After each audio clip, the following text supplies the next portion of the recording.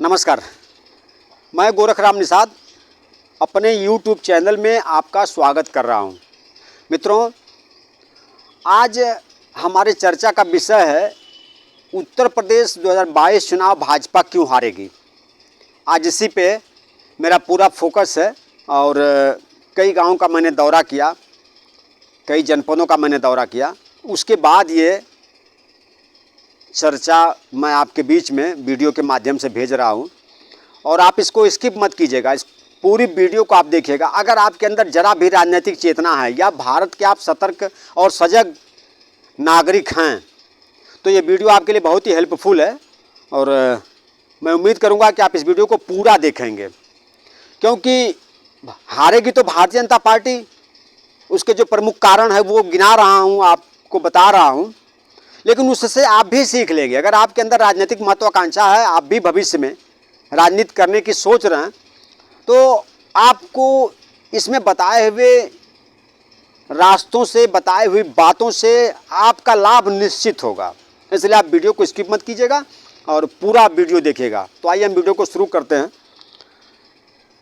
भाजपा के हारने के कई कारण हैं, वैसे प्रमुख कारणों को मैं गिनाऊंगा। जैसे पहला कारण है भाजपा ने जो छुट्टा पशुओं को छोड़ा है, या सांड जिसको कह लीजिए।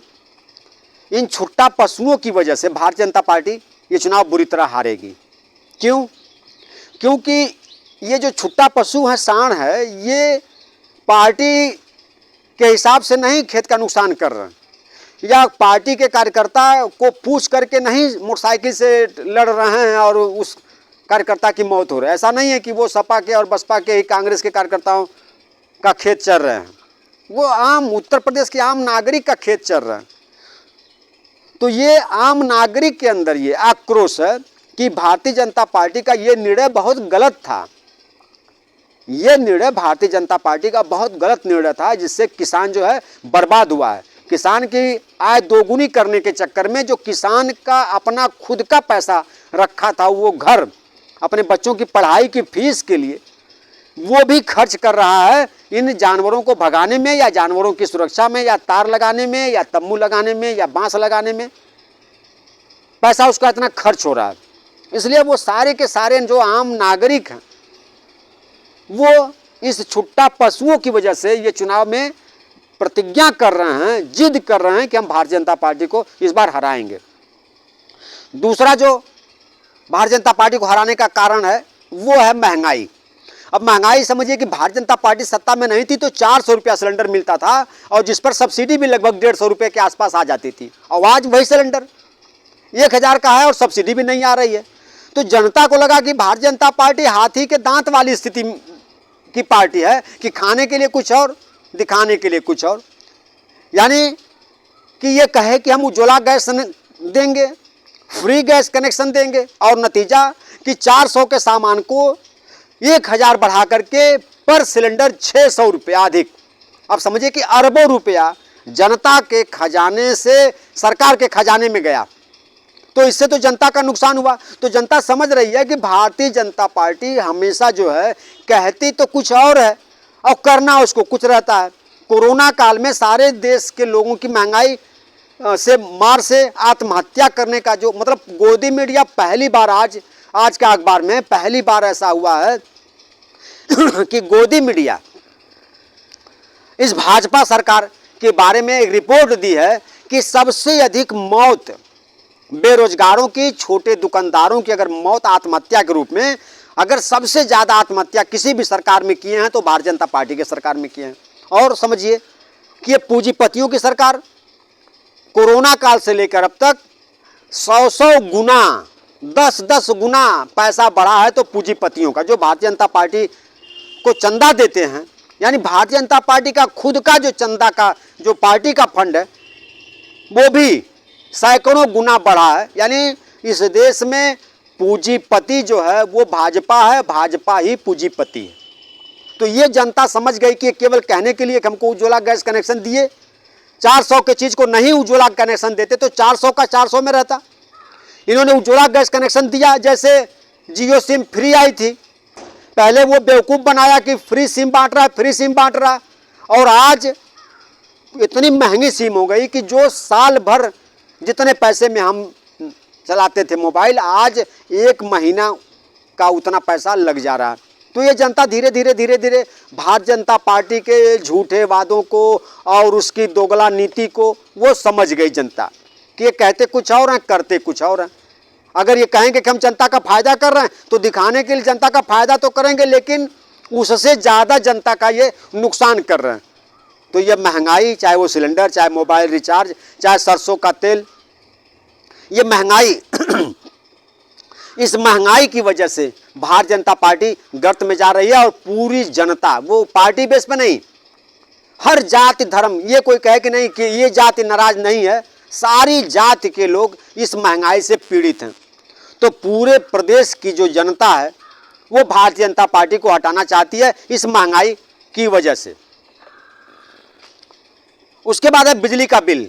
देश के जितने भी राज्य हैं, सभी राज्यों में उत्तर प्रदेश से बिजली की बिल सस्ती आती है, और यहाँ बिजली की बिल हर राज्यों से, दूसरे राज्यों से बहुत ज़्यादा महंगी है। तो ये जनता देश के मीडिया के माध्यम से, समाचार के माध्यम से जब ये जान गई कि भारतीय जनता पार्टी केवल पूंजीपतियों की सरकार है, बड़े लोगों की सरकार है, ये गरीबों का खून पीती है, कहने के लिए तो कहती है कि हम आरक्षण वो अनाज देंगे, देने के लिए देती है, लेकिन घुमा करके पूरे शरीर का खून निचोड़ के जोंक की तरह से, ये जोंक है एक तरह से गरीबों के लिए, तो खून पीने वाली पार्टी है ये। तो इसलिए ये बहुत बड़ा जो है बिजली के बिल की वजह से, अब देखिए बिजली का भी इतना बड़ा मुद्दा बन गया कि अखिलेश यादव ने कहा कि हम 300 यूनिट फ्री देंगे। तो ये जिस दिन वो कहे, अभी घोषणा पत्र नहीं आया था समाजवादी पार्टी का, जिस दिन अखिलेश यादव ने कह दिया कि हम 300 यूनिट फ्री बिजली देंगे, उसी दिन रात को ऊर्जा मंत्री श्रीकांत शर्मा जी ट्वीट करके कहते हैं कि नहीं, बिजली की बिल हम आधा कर दिए। अब आधा किया आप, तो मैं सवाल पूछ रहा हूं आपसे इस वीडियो के माध्यम से कि आप आज आधा किए हैं तो इसका मतलब 5 साल आप हमसे डबल लूटे हैं, हमसे दूना पैसा आपने 5 साल लिया। तो ये जनता समझदार है और जनता इस बात को समझ गई है कि भारतीय जनता पार्टी जो है वो हाथी के दांत खाने और दिखाने वाली राजनीति करती है।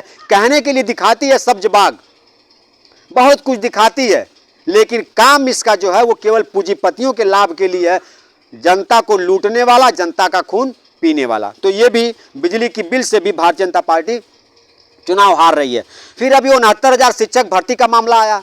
69,000 शिक्षक भर्ती में 19,000 जो ओबीसी एससी के लड़के हैं इनको छांट दिया गया, जबकि ये इतने ज़्यादा नंबर पाए थे कि सामान्य कैटेगरी से भी ज़्यादा अंक ये परीक्षा में, जो सरकार की टेट सुपर टेट की परीक्षा है, ये सारी परीक्षाओं में सामान्य के लड़कों से भी ज़्यादा अंक हासिल किए थे और उन 19,000 को छांट दिया गया। तब ओबीसी एससी को लगा कि अरे यार ये तो ओबीसी एससी की विरोधी सरकार है। वो उन्होंने गोमती नगर से लेकर लखनऊ तक लाठी खाए, कोर्ट में गए, और कोर्ट ने जब लताड़ा इस जोगी सरकार को, तो जोगी सरकार ने आनंद फानन में 6,800 लड़कों की काम भर्ती लेंगे। फिर कोर्ट ने पूछा कि भैया तुम ये बिना विज्ञप्ति के कैसे तुम नियुक्ति लोगे, उस पर भी सरकार, कोर्ट ने रोक लगा दिया। यानी कोर्ट मेरी इनको नंगा कर दिया चुनाव के बीच में। तो जो 69,000 शिक्षक भर्ती में धांधली हुई है, इससे पूरा उत्तर प्रदेश का ओबीसी एससी का जो समाज है, छात्र के माँ बाप हैं, ये पूरी तरह नाराज हैं और ये मन बना लिए कि इस बार जोगी सरकार को हराना है, तो ये चुनाव हरा रहे हैं। उसके बाद किसान आंदोलन का इतिहास है कि ये किसान आंदोलन जब जब देश में जिस भी सरकार के खिलाफ हुआ वो सरकार चुनाव हारी है। तो ये सरकार भी किसान आंदोलन की वजह से, क्योंकि देखिए किसान ये कोई भी कानून बनाए कभी इन्होंने वापस नहीं लिया, लेकिन ये खुद डर गए। अभी मोदी जी का जो आज का स्टेटमेंट है कि वो कह रहे थे कि किसान के हित में हमने ये जो बिल है हमने वापस लिया। इसका मतलब कि आप किसान विरोधी थे, आज वो बिल किसान के हित में है, तो जो आप बिल लाए थे वो किसान विरोधी बिल लाए थे। तो जनता तो समझ गई इस बात को कि आप जिस तरह से किसान बिल आप वापस लेते समय कह रहे हैं कि ये किसान के हित में लिया गया निर्णय है, तो इसका मतलब जितनी भी योजना आप चला रहे हैं, जितनी भी योजना आपकी चल रही, वो सारी योजना आपकी जनता विरोधी है। इसलिए ये किसान आंदोलन की वजह से भी ये सरकार हारेगी। उसके बाद पुलिस की गुंडागर्दी, अभी गोरखपुर में देखिए आप, गोरखपुर में एक व्यापारी, कानपुर का व्यापारी, उसको पुलिस मारती है, मारते मारते उसकी हत्या तक कर देती है और लेके लाश घूम रही है कि इसको कैसे ठिकाने लगाया जाए। लेकिन सीसीटीवी कैमरा, होटल का और तमाम सबूत की वजह से वो ठिकाने नहीं लगा पाती है। उसको भी योगी सरकार बचा रही है, पुलिस को। कानपुर बिकरू कांड वाला विकास दुबे को सारे लोग जान रहे हैं कि जैसे पुलिस की गाड़ी को बताया गया कि पुलिस की गाड़ी पलटी हुई जिसमें वो मरा है, भाग रहा था, जबकि ऐसा नहीं। वो गाड़ी देखने से लग रहा है कि 5-6 पुलिस के जवान कहीं खड़ी गाड़ी को ऐसे धक्का दे दिए, केवल एक पलटी मार ली थी गाड़ी। तो ये पूरा ब्राह्मण समाज नाराज है कि ये पुलिस जो है योगी जी के सह पर गुंडागर्दी कर रही, निर्दोषों को भी मार रही है और बिना कानून में, कोर्ट में आस्था जताए, बिना न्याय मिले या बिना उसके आदेश के ठोको नीत। तो ये पुलिस वाले अपने मन से या योगी जी के कहने से, तो जनता तो यही मान रही कि योगी जी का अंदर अंदर आदेश होगा कि भैया तुम ठोको, जो मर्जी कर दो। अभी पुलिस दरोगा इतने अपने मन के हो गए, किसी लड़के को पकड़ के कट्टा में चालान कर दे रहे हैं, तो 10 जिल्ली सीसी दारू दिखा के चालान कर, निर्दोष। मतलब मेरे यहाँ तो 1-2 लड़के ऐसे लड़कों का चालान हुआ जो जीवन में कभी दारू नहीं बेचे हैं, उनका दारू में चालान किया गया। रात को सिपाही जाता है, कहता कि वैसे ही दरोगा जी बुलाए हैं और आधार कार्ड लेके आना। सुबह जाने पे आधार कार्ड 2 लोगों का बुला के और छोड़ देते हैं। तीसरे दिन अखबार में आता है कि फला आदमी जो है वो दारू बेचते हुए पकड़ा गया था, वो निर्दोष। तो मतलब ये पुलिस की गुंडागर्दी की वजह से जितने लोग परेशान हैं, त्रस्त हैं, वो चाहे किसी जात के हों, चाहे वो विकास दुबे के परिवार के हों, चाहे गोरखपुर वाले व्यापारी के परिवार के लोग हों, सारे लोगों को देखकर मीडिया में ये बात बड़े पैमाने पर उछाली गई, जिसकी वजह से प्रदेश की जनता को लगा कि नहीं, ये योगी जी की सह पर ही पुलिस की गुंडाई हो रही है। तो इस सरकार से निजात पाने के लिए, पुलिस की गुंडाई से छुट्टी पाने के लिए इस सरकार को हराना है। तो पूरी जनता पुलिस की गुंडाई समाप्त करने के लिए भाजपा को हरा रही है। उसके बाद ओबीसी के साथ ये सरकार बहुत बड़ा नाइंसाफी कर रही, धोखा कर रही। ओबीसी के लोगों ने 14, 17, 19 में भारतीय जनता पार्टी को जिताया और केशव मौर्य प्रदेश अध्यक्ष थे। केशव मौर्य को मुख्यमंत्री देख करके मौर्य समाज या ओबीसी का समाज जो है भाजपा को वोट दिया कि ओबीसी के मुख्यमंत्री बनेंगे मौर्य जी या कोई और ओबीसी का बनेगा। लाके मठ मंदिर से जबरदस्ती एक योगी जी को थोक दिया गया। तो ये ओबीसी के साथ धोखा हुआ और ओबीसी अपने आप को ठगा महसूस कर रहा है। तो वो भी चुनाव में बदला ले रहा है कि नहीं भैया, ये भाजपा जो है समारोह की पार्टी है, पूंजीपतियों की पार्टी है, ये हम लोगों की पार्टी नहीं है। इसलिए ओबीसी पूरी तरह मन बना लिया है कि इस बार भारतीय जनता पार्टी को हराना है।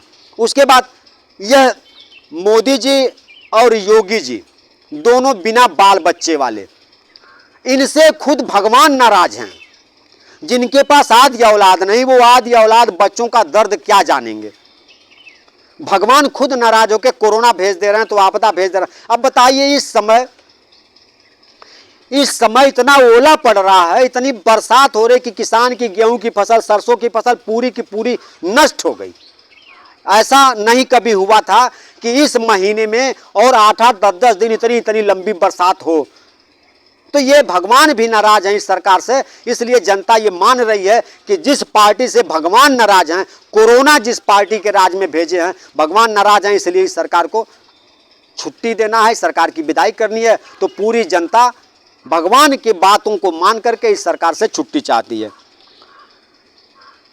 भाजपा कार्यकर्ता खुद चाह रहे हैं कि भाजपा हार जाए, क्योंकि भाजपा कार्यकर्ता के सामने ही दरोगा फर्जी दारू में चालान कर रहा है, कार्यकर्ता की फर्जी कट्टा लगा के चालान कर रहा है। और जो भाजपा का मंडल अध्यक्ष मौर्य है, वो जा रहा है दरोगा से, कह रहा है कि भैया ये आप गलत चालान किए हैं। तो कह रहा कि अध्यक्ष जी आप इसमें टांग मत अड़ाइए, ये जो है सरकार का आदेश है, हमको इतना पूर्ति देना है, इतना गांजा में चालान दिखाना है, इतना कट्टा में चालान दिखानी है, इतना दारू में चालान दिखानी है। आप नेतागिरी संगठन की करिए, थाना हमको चलाने दीजिए। अब बताइए कि कार्यकर्ता जो है वो भाजपा, आप मुख्यमंत्री हैं, आपकी नज़र में वो कार्यकर्ता है, लेकिन गांव की नज़र में वो नेता है। गांव के लोग आपसे मिल नहीं पाते हैं, तो गांव के लोग समझते हैं कि यही जो भाजपा का मंडल अध्यक्ष है, ये जो बूथ अध्यक्ष है, यही जो है नेता है, उसी से लोग अपनी बात रखते हैं। और वो थाने पे जा दरोगा ऐसे करके समझा के हटा दे रहा है। अब जनता धीरे धीरे जब नेताओं की उपेक्षा कर रही है, उन कार्यकर्ताओं की, तो कार्यकर्ता को लग रहा है कि जब इस सरकार में हमारी सुनवाई नहीं हो रही है, हमारी नहीं चल रही है, तो जाने दो, हारने दो इस बार। तो भाजपा के जो कार्यकर्ता हैं वो भी अंदर अंदर पूरा मन बना लिए हैं कि इस बार भाजपा को हार जाने दो।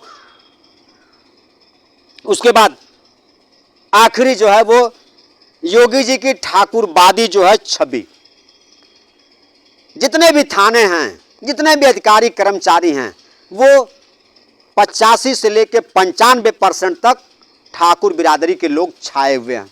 सारी पोस्टों पे केवल एक जाति का दबदबा है।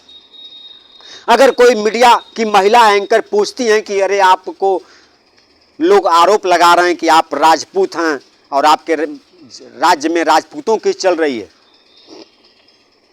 जोगी जी गर्व से कहते हैं कि क्षत्रिय हूं, मैं क्षत्रिय हूं, और ये तो गर्व की बात है कि मेरे जाति में भगवान भी पैदा हुए हैं। अब आप बताइए, आप मुख्यमंत्री हैं कि क्षत्रिय हैं? अगर क्षत्रिय हैं तो फिर केवल क्षत्रिय ही मुख्यमंत्री रहेगा और क्षत्रिय ही उसको पसंद करेगा। बाकी लोग क्यों पसंद करेंगे? बाकी लोग क्यों वोट देंगे? तो यह भी एक बहुत बड़ा मुद्दा बना है कि योगी जी के बात से इस राज्य की चाहे कोई जात की जनता हो सकता है कि ठाकुर बिरादरी के लोगों को ये बात योगी जी की अच्छी लगी हो, तो कै % हैं ठाकुर की आपको एक सीट जिता देंगे। मैं दावे के साथ कर रहा हूं कि एक भी सीट ठाकुर बिरादरी अपने दम पे अकेले नहीं जिता सकती है जब तक कि उसे और जातियों का सहयोग न मिले। तो जब एक सीट आप अपनी जात से नहीं जीत सकते हैं तो फिर आप मीडिया के सामने इतना गर्व से कह रहे हैं कि मैं क्षत्रिय हूं, क्षत्रियों की सरकार है, भगवान क्षत्रिय थे, जो भी काम होगा क्षत्रियों का होगा। मतलब ये जनता इतनी बेवकूफ़ है कि आप कुछ भी कहें, कुछ भी बोलें, जनता स्वीकार कर ले। अब वो जनता नहीं है, आज़ादी से पहले वाली जमींदारी प्रथा वाली जनता नहीं है। अब जनता संविधान से चलने वाली, संविधान को मानने वाली जनता है। वो आपके भावों को, आपके कार्यों को देख करके समझ लिए। इसलिए इस चुनाव में ये जो जोगी जी की ठाकुरवादी छवि है, यह भी भारतीय जनता पार्टी की नैया डुबाने में बहुत ही कारगर सिद्ध हुई है। तो इस तरह से लगभग 10 प्रमुख कारण मैंने बताए आपको, और ये भारतीय जनता पार्टी को समूल नाश करने के लिए, या कहिए कि गर्त में ले जाने के लिए, या कहिए 100 से नीचे लाने के लिए बहुत ही पर्याप्त हैं। और आप देखेंगे 10 मार्च को कि भारतीय जनता पार्टी 100 सीट से भी नीचे पाएगी। तो इस 10 प्रमुख कारण, वैसे आपके आसपास भी और भी बहुत प्रमुख कारण होंगे, लेकिन जो मैंने कई जिलों का दौरा किया, कई गांवों का दौरा किया, उनसे जो रिपोर्ट आई वो मैं विश्लेषण आपके बीच में रखा हूं। और आपको मैं कह रहा हूं कि इससे आप भी सावधान हो सकते हैं। अगर राजनीति करना, आप व्यापार करिए, जातिवादी रहिए, आप फैक्ट्री लगाइए, जातिवादी रहिए, दुकान खोलिए, जातिवादी रहिए, लेकिन अगर आप सामाजिक जीवन में आते हैं, आप राजनीति के क्षेत्र में आते हैं, तो अगर आप जातिवादी हैं तो निश्चित रूप से आपको हारना है। और भारतीय जनता पार्टी जातिवादी ही नहीं, महाजातिवादी है कि ये पूंजीपतियों की पार्टी है। पूंजीपतियों की भी एक जात होती है, उनकी भी एक कैटेगरी है कि इस कोरोना काल में जिनकी 100 गुना पूंजी बढ़ी है वो भारतीय जनता पार्टी के राज में। तो भारतीय जनता पार्टी अपने लोगों का भला कर रही है, यानी पूंजीपतियों का भला कर रही है। अभी कल बागपत के एक जैन जी फेसबुक पे लाइव आके जहर खाते हैं और उनकी पत्नी छुड़ाती है। जब देखती है कि पति बोल नहीं पा रहा है तो जो बचा खुचा जहर है वो भी खाती है, और दुर्भाग्य से उस पत्नी की मृत्यु होती है। पति अभी जीवित हैं अस्पताल में, और उन्होंने सारा दोष मोदी पे लगाया कि हम मर रहे हैं, ये छोटे किसान, ये किसान और छोटे दुकानदार ये सब बर्बाद हुए हैं, तो मोदी जी आपकी वजह से। मोदी जी पे मुकदमा होना चाहिए, मोदी जी पर FIR होना चाहिए आत्महत्या के उकसाने का। कोई व्यक्ति किसी की वजह से आत्महत्या कर रहा है तो उस पर सरकार को संज्ञान लेना चाहिए कि ये क्यों मरा है, उसके घर के लोग क्यों मर रहे हैं। आज का भी अखबार बता रहा है कि जोगी जी और मोदी जी के राज में इतनी आत्महत्या हुई है, बेरोजगारों की, किसानों की, छोटे दुकानदारों की, इतनी कभी कोई मरता नहीं था। तो ये सारा आक्रोश, ये जनता का सारा आक्रोश, जनता पूरी तरह मन बना ली है कि इस बार भारतीय जनता पार्टी का समूल नाश कर दिया जाए, और नाश होगा। ये आप देखिएगा 10 मार्च के बाद फिर हम आपके बीच में हाजिर होंगे। तब तक के लिए धन्यवाद।